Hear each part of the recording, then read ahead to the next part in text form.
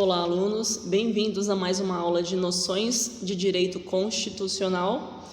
E o tema de hoje é continuação dos temas das aulas passadas, porque o tema é um pouquinho extenso e está relacionado ao poder constituinte. Mais especificamente, a gente vai falar hoje do poder constituinte originário, tá? Só relembrando um pouco com relação ao poder constituinte, e espero que vocês se lembrem, está atrelado ao poder que constitui essa carta maior, essa lei maior que a gente tem dentro de um Estado. Nós não temos a Constituição Federal, então quem elabora, peguem pelo próprio nome, tá? É o próprio poder constituinte. O poder constituinte realiza a Constituição Federal de um determinado país.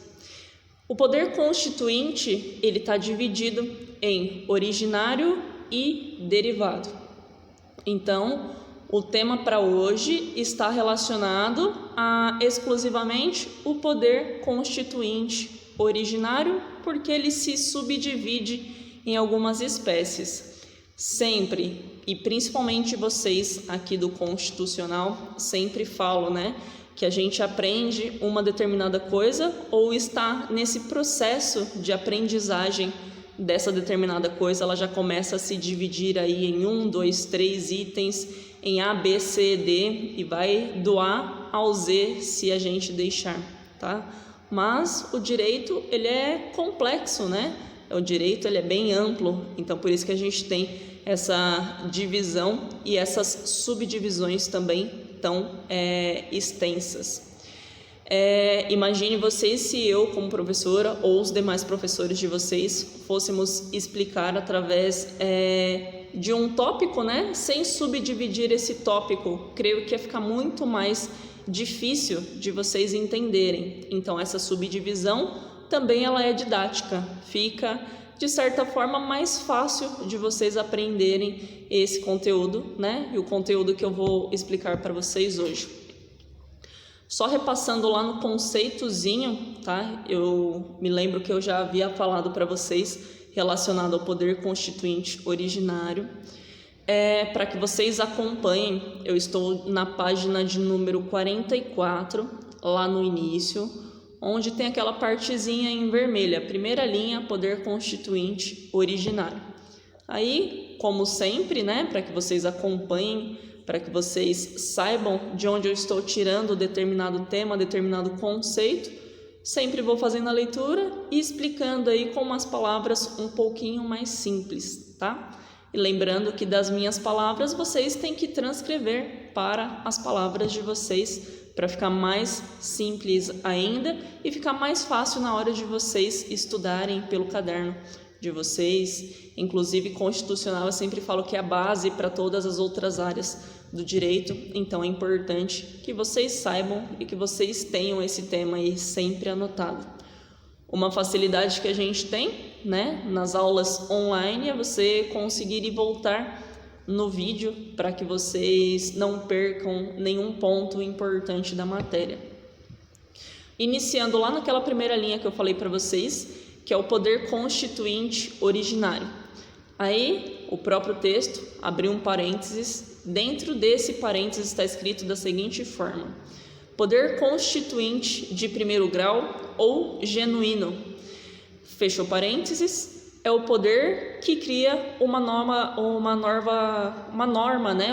Constituição Federal. Apresenta 6 características que distinguem do derivado. Político, inicial, incondicionado, permanente, ilimitado e juridicalmente ele é autônomo também. Então, o que esse parágrafo aqui diz para a gente? É como se esse poder constituinte originário fosse a matriz, fosse a base, para os demais poderes constituintes. E principalmente aqui pelo nome, que a gente vai ver as duas distinções, tá? Então, poder constituinte originário, que a gente vai aprender na próxima aula, originário que a gente está nessa aula, e o derivado, que vamos aprender na próxima aula, tá? Derivado é derivado deste originário aqui, deste genuíno, dessa matriz aqui, desse poder constituinte de primeiro grau, esse poder constituinte que faz nascer a Constituição, tá? Como se não houvesse nada antes desse poder constituinte originário. Aqui também, nesse tema, tá? Poder constituinte, ele se dividiu em dois, originário e derivado. O originário, ele vai se dividir em 6 aqui, como o próprio parágrafo diz. Então, vocês vão abrir aí um tópico, tá? Para mais 6 subdivisões para vocês e façam as anotações, por favor. O item A, ele nos diz que o poder constituinte originário, ele é político.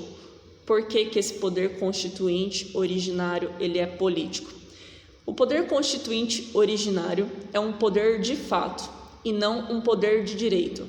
Ele é extrajurídico, anterior ao direito. É ele que cria o ordenamento jurídico de um Estado. Aqui cabe a gente ressalvar que os justnaturalistas defendem que o poder constituinte seria, na verdade, um poder de direito. A visão de que ele seria um poder de fato é a forma como os positivistas enxergam o poder constituinte originário. Cabe destacar que a doutrina dominante segue a corrente positivista. Então, um ponto muito importante aí. A gente tem, doutrinadores que seguem uma corrente justnaturalista e nós temos doutrinadores que seguem uma corrente positivista. Quando eu falo que segue uma corrente, é que ele segue uma linha de raciocínio, tá? E aqui, dentro do nosso ordenamento jurídico, quem prevalece, tá? A teoria que é mais aceita e utilizada é a teoria dos positivistas. O que isso significa? Positivista é aquele que está sempre ali baseado na lei, no direito positivado, tá? O direito escrito. O justnaturalista, ele diz que o direito, ele surge de algo natural, como se as ações humanas, pudessem dar origem a todas as leis, certo? Não tem uma base legal, segundo essa tese justnaturalista, é um direito natural, ou as atitudes, e a sociedade em si, através inclusive dos seus costumes, aí a partir daí os justnaturalistas dizem que passam a surgir os direitos e as leis, através aí dos costumes das pessoas, das ações e das atitudes das pessoas como sociedade. Os positivistas, eles são aqui como se eles gostassem do texto literal da lei, como se eles gostassem de pegar a lei, de pegar um livro para fazer a leitura e a partir dali, dessa leitura inicial de um direito anterior, outros direitos irão surgir com aquele inicial, tá? Então, significa que tem uma determinada lei, certo? E dessa determinada lei a gente consegue dar origem às outras demais normas, aos outros demais artigos, certo?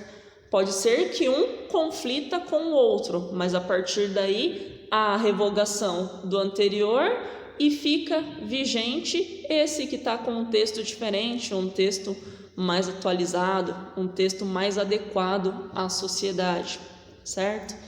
Então, aqui o poder constituinte, ele é originário político, tá? Porque ele vai além desse âmbito, aí ele é extra-jurídico, tá? É extrajudicial. Ele é alguma coisa que vai além, alguma coisa mais pensante. O poder constituinte originário, ele é inicial, tá? Esses requisitos, essas subdivisões que eu vou falando para vocês, elas são cumulativas. Então, dentro do poder constituinte originário, segundo essa linha de raciocínio, tá? Essa linha que se sobrepõe de pensamento, desses pensadores aqui positivistas com relação aos outros. Então, sempre falo para vocês como estudantes de direito, como a lei é a interpretação, vocês também podem firmar a tese de vocês, desde que sejam embasadas em alguma outra coisa, né? Não pode simplesmente criar uma tese do nada. Você, de acordo com a base, de acordo com o conhecimento que você tem, você pode criar teses para várias coisas, e se as pessoas te acompanharem, você forma uma corrente jurídica, tá? E essas teses serão utilizadas, assim, por exemplo, por mim, por outros professores de vocês, por outros colegas, alunos também, por todos os profissionais da área do direito. Então, o item A, anotem aí, tá? Que é o poder constituinte originário político. O poder constituinte originário inicial é o item B. E por que ele é inicial? Pelo parágrafo inicial que eu li, né? Lá nesse início da página, provavelmente você já deve ter uma linha de raciocínio, o porquê que ele é inicial, mas conceituando, conforme a apostila, quer dizer da seguinte maneira: o poder constituinte originário dá início a uma nova ordem jurídica, rompendo com a anterior. A manifestação do poder constituinte tem o efeito de criar um novo Estado.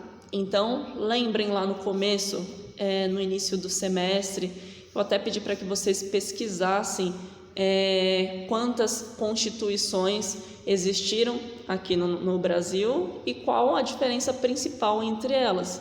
Então, a gente está na Constituição Federal, que nasceu lá em 1988, certo? Ela nascendo, automaticamente, a anterior, ela sai de linha, ela sai de sistema, ela não é mais utilizada. O item C. Poder constituinte, ele também é incondicionado. Por que ele é incondicionado? Lembrando, peguem pela palavra aí. O que é condicionado a alguma coisa? Parece que você está preso a alguma coisa.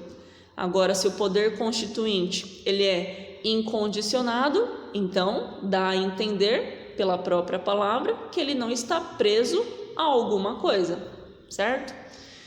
Conceito: o poder constituinte originário não se sujeita a qualquer forma ou procedimento pré-determinado em sua manifestação. Então, como eu disse para vocês, como ele é originário, ele é a matriz, ele não está preso a uma outra coisa.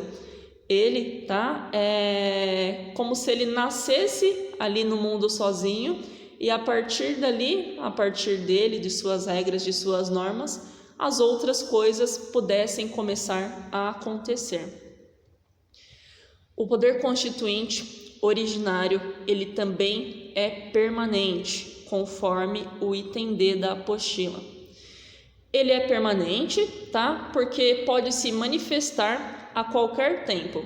Ele não se esgota com a elaboração de uma nova Constituição, mas permanece em estado de latência, aguardando um novo chamado para manifestar-se, aguardando um novo momento constituinte. O que isso significa? Dizer que a Constituição, ou que o poder constituinte, ele é permanente. Significa dizer que ele não tem um prazo de validade para deixar de existir. Supondo que exista uma nova Constituição, certo? Essa nova Constituição, ela retirou essa Constituição anterior de linha, mas o poder constituinte continua lá. Ele só está suspenso, ele só está paradinho no canto dele. Ele não está fornecendo à sociedade alguns efeitos. Ele existe sim, só que ele não produz nada dentro da sociedade, certo? Não deixou de existir, só está lá quietinho no canto dele. O item E, o poder constituinte originário, ele é ilimitado juridicamente. O que quer dizer? O poder constituinte originário não se submete a limites determinados pelo direito anterior. Pode mudar completamente a estrutura do Estado ou os direitos dos cidadãos. Por exemplo, sem ter sua validade contestada com base no ordenamento jurídico anterior. Por esse motivo, o Supremo Tribunal Federal, que é o STF, entende que não há mais possibilidade de se invocar direito adquirido contra normas constitucionais originárias. Então, o próprio item, tá? E esse assunto, apesar de extenso, ele não é muito complicado de você compreender o que está escrito. Se ele é ilimitado juridicamente, quer dizer que quando esse poder constituinte ele vai criar uma nova constituição, ele pode ditar as regras de como vai ser essa parte jurídica, tá? Não a parte jurídica aí com relação somente ao poder judiciário. Então, por exemplo, na atual Constituição Federal a gente tem a separação dos 3 poderes: poder executivo, legislativo e judiciário, cada um com as suas atividades, tá? Cada um com o seu papel típico a ser desempenhado dentro da sociedade. Se de repente uma nova Constituição for criada, não precisa necessariamente respeitar a divisão desses 3 poderes. Pode colocar, por exemplo, no caso, mais um poder, pode retirar, no caso, 2 poderes, deixar somente um. Imagine a gente virar uma monarquia novamente, apenas com um poder. Lembrando, tá, só a título exemplificativo para vocês, que essa separação ela é bastante importante e que a função a ser desempenhada típica de cada um desses poderes também são bastante importantes. Imagine se um poder começa a intervir no outro, correto? Um exemplo que eu posso dar para vocês aí, eu creio que eu já tenha dito em algum dos vídeos anteriores, mas só para reforçar, por exemplo, a homofobia virou crime, certo? Passou a ser crime a partir de um julgamento, tá? De uma decisão do STF. Mas o papel do STF não é somente julgar as leis. Nesse caso aqui dessa criminalização, ele acabou criando leis, que é o papel do poder legislativo, certo? Porém, o poder legislativo está tão parado nessa pauta, né, relacionada à homofobia, por exemplo, que o STF, que pertence ao poder judiciário, acabou legislando, certo? Isso interfere também nessa ordem política, na votação, inclusive, porque quem cria as leis são as pessoas escolhidas pelo povo. Se aquelas pessoas não estão preocupadas e se o povo colocou lá também não está preocupado, porque se estivesse trocaria seus representantes, certo? Quer dizer que o STF do Poder Judiciário também está interferindo na decisão do povo. Às vezes o povo colocou lá pessoas, né, que fosse da bancada evangélica, como se diz atualmente. E a bancada evangélica não está interessada em criminalizar, né, os crimes contra os homossexuais. Então, é um direito das pessoas. As pessoas escolheram aquelas pessoas, tá, para legislar sobre outras coisas. Então, não cabe ao STF, nesse caso, interferir ou intervir na atividade, na função típica de outro órgão para criar leis. Outro exemplo também que o STF ele acabou legislando, criando a lei, é com relação ao aborto do anencéfalo, certo? Não foi o legislativo que criou uma lei para dar possibilidade do aborto daquele feto que não tem o cérebro. E sim, o STF, que é do Poder Judiciário, ele legislou e disse que nesse caso, se o feto, né, se for constatado que o feto não tem cérebro, a mulher pode abortar nessa situação. Então, é importante que cada um fique na sua função atípica, porque senão tem essa interferência também, inclusive, no voto das pessoas. As pessoas colocam lá pessoas que representem ela, né? Devido à democracia, a maioria ganha. Então, se a gente como povo colocou aquelas pessoas no poder e elas não querem legislar, quer dizer que elas estão nos representando bem. Se não estiverem, a gente troca aí numa próxima eleição. Por isso que as eleições também, e essa consciência política é muito importante. Eu peço para que vocês, alunos, comecem a estudar essa parte antes de dar o seu voto, né, para uma determinada pessoa. Observem, porque é bastante importante e isso reflete na vida de cada um. Continuando a parte de baixo aqui do item E, a doutrina se divide quanto a essa característica do poder constituinte. Então, eu disse que o poder constituinte ele é ilimitado juridicamente. Porém, a gente tem aquela doutrina, tá? Aquele segmento, aquela corrente justnaturalista que acha uma determinada coisa, e a gente tem uma corrente positivista que acha outra determinada coisa. Porém, o que a gente utiliza aqui é a teoria positivista. Aqui essa divisão, ela está explanada para uma melhor didática para vocês e para que vocês conheçam também todas as outras correntes, né? Ou as principais correntes existentes. Os positivistas entendem que, de fato, o poder constituinte originário é ilimitado juridicamente. Então, o poder constituinte originário, ele é ilimitado juridicamente para os positivistas. Já para os justnaturalistas, tá? Eles entendem que ele encontra limite no direito natural, ou seja, em valores suprapositivos. Os justnaturalistas, essa corrente que eu falei que ele vem mais desse caráter social, de costumes da sociedade, os justnaturalistas entendem que não é ilimitado, e sim ele se limita em alguns aspectos e alguns valores da própria vida humana. Então, mesmo que ele não seja limitado por uma lei anterior, ele é limitado por algumas ações ou por alguns bens naturais das pessoas, certo? No Brasil, a doutrina majoritária adota a corrente positivista, reconhecendo que o poder constituinte originário é ilimitado juridicamente. Embora os positivistas defendam que o poder constituinte originário é ilimitado, é importante que todos reconheçamos, né, como o professor Canutilho, que ele deverá obedecer a padrões e modelos de condutas espirituais, culturais, éticos e sociais radicados na consciência jurídica geral da comunidade.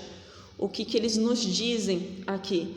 Apesar dos positivistas dizerem, né, que o poder constituinte originário ele não está preso, não está limitado a qualquer outra coisa anterior, ele diz também, ele complementa.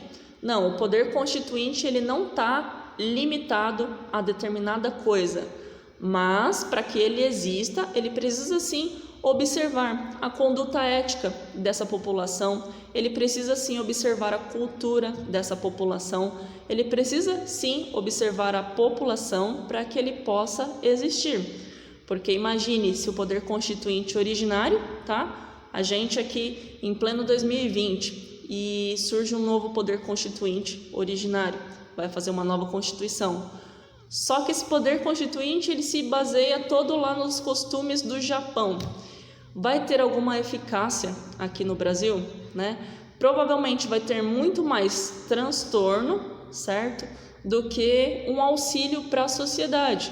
Se ele está dentro dessa sociedade, ele tem que se basear aqui nos nossos costumes. Imagine ele se basear num país onde totalmente diferente, inclusive o clima. Imagine ele se basear lá no território do Alasca, certo? Então, até o clima do território é totalmente diferente. Então, vai ser muito difícil ser aplicado aqui dentro do Brasil. O item F, ele é autônomo. Tem liberdade para definir o conteúdo da nova Constituição. Destaque-se que muitos autores tratam essa característica como sinônimo de ilimitado. Nessa parte, eu também concordo, porque todo autônomo, a gente vê que ele não é limitado a alguém. Imagina aí o trabalhador autônomo. né? O trabalhador autônomo, ele segue suas próprias regras, ele não segue as regras do seu empregador, diferente de um empregado registrado em carteira, certo? O empregado registrado em carteira, ele é limitado a uma determinada coisa, o autônomo não, ele dita as suas próprias regras, assim como a lei. Então aqui, nesse ponto, eu concordo com os autores, eu acho que é uma extensão desse modo de ser ilimitado do poder constituinte originário. O poder constituinte originário pode ser classificado quanto ao momento de sua manifestação em histórico ou pós-fundacional. O poder constituinte originário histórico é o responsável pela criação da primeira constituição de um Estado. Por sua vez, o poder pós-fundacional é aquele que cria uma nova constituição para o Estado em substituição à anterior. Ressalte-se que essa nova Constituição poderá ser fruto de uma revolução ou de uma transição constitucional. O poder constituinte originário é ainda classificado quanto às dimensões, em material e formal. Na verdade, esses podem ser considerados dois momentos distintos da manifestação do poder constituinte originário.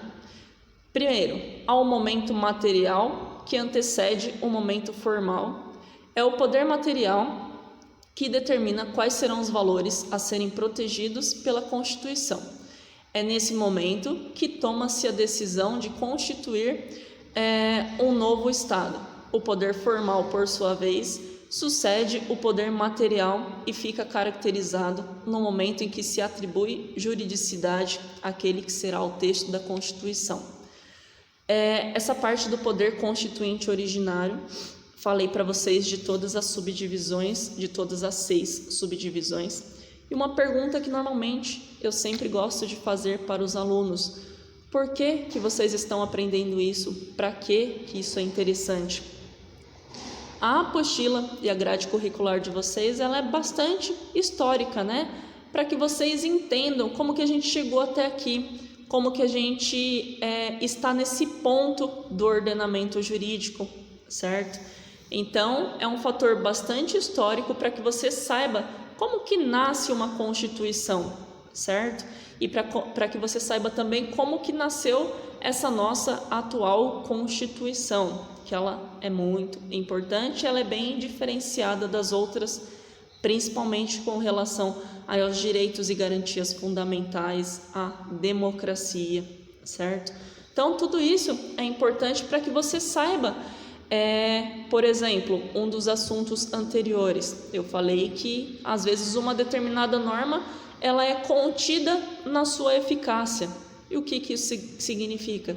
Significa dizer que se você observar aquela norma que está dentro da Constituição e você verificar que precisa de um complemento, você está sabendo que essa norma se trata de uma norma contida. Então, toda a apostila e essa parte curricular de vocês, ela é importante para que vocês entendam, ela é bem interpretativa e histórica, certo? Então você tem que entender como que funciona o nosso Estado, que através da divisão dos poderes, vocês têm que entender como que nasce uma Constituição e se há uma possibilidade fácil de nascer uma nova Constituição ou se isso não é tão presente em nossas vidas quanto a gente possa imaginar. Tudo isso é importante para que você entenda, para que você pegue uma Constituição, comece a fazer a leitura e saiba, olha, isso daqui é uma norma de eficácia plena, tá? O que ela está dizendo aqui para mim não precisa de uma norma que complemente, que regulamente ela sozinha, ela já consegue ter um poder, né? Ela já consegue produzir os seus efeitos dentro da sociedade. Então, é importante você aprender o direito constitucional para você saber aí, por exemplo, você vai ser um advogado futuramente. Então, você tem que saber, olha, essa norma aqui do Código de Processo Civil, por exemplo, ela tem a sua eficácia plena. Se eu aplicar ela dentro do processo, eu creio que eu vou me dar bem, que o magistrado ele vai analisar o meu pedido, ele vai deferir o meu pedido. porque em desfavor dessa norma não existe outra norma. Um ponto muito importante para vocês, tá? E como exemplo aí atual, utilizando o julgamento da Marie Ferrer, né? Provavelmente vocês viram aí na mídia, e cogitou-se até uma possibilidade aí de uma tipificação penal nova.